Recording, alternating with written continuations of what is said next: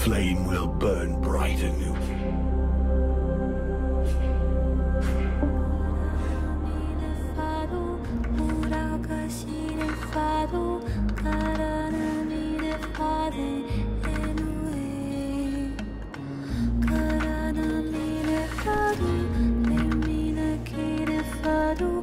If I remove these spears, the Ice Lords will lose their power.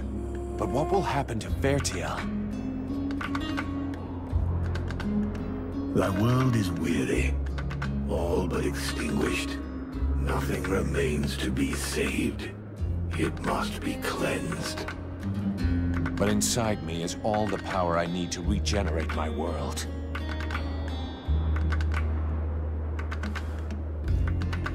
At the cost of mine? Do not think it. Vertiel needs the World Heart. Thou canst not sacrifice it thus. There are still dragons, and this way the necromancers will be destroyed. The fire of the World Heart is not completely out.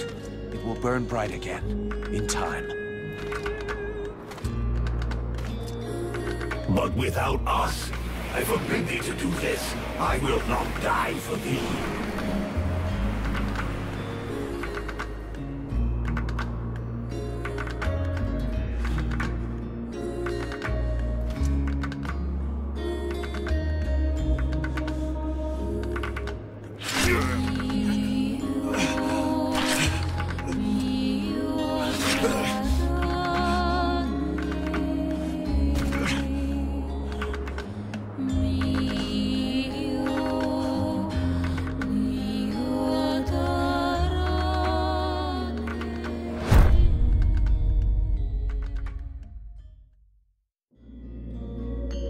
And so ends the tragic, though nonetheless heroic tale of Vulcan Half-Demon.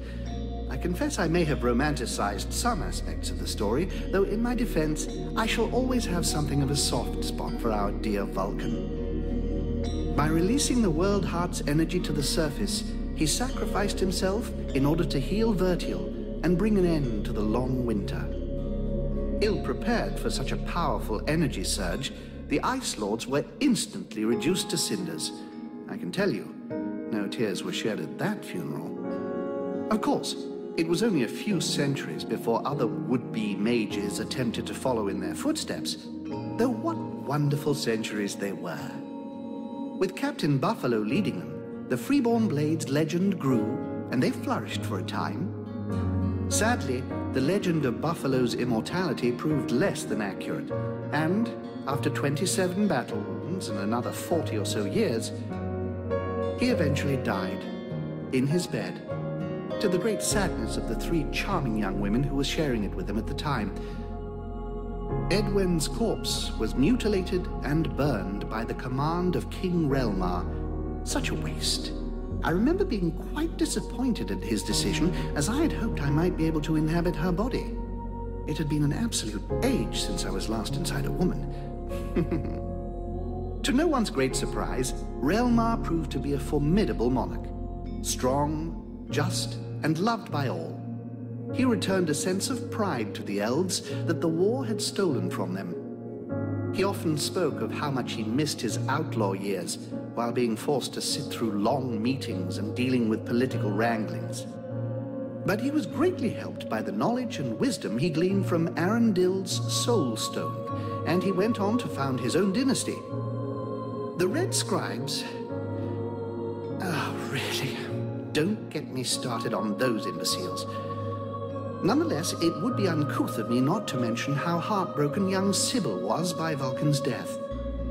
Proud to have fought alongside such a courageous companion, the beautiful young scribe lifted her head high and transformed her grief into purpose. She quickly gained the respect of her peers and was elected chief scribe shortly afterwards, when Liestas died quite suddenly. Apparently, the fool succumbed after having imbibed a large quantity of a somewhat questionable nectar that he and his doctor had invented. And as for myself, well, my goodness, I fear that is an extremely long story, and you would quite literally die of boredom before I finished the telling of it. But you see, that's what I like so much about mortals. Their stories last just about the right amount of time, give or take a few decades, and then they're done. And then they come around again. One thing is certain, I have all the time in the world. So who knows? I may get to tell you other tales, if you live long enough. Toodle-pip.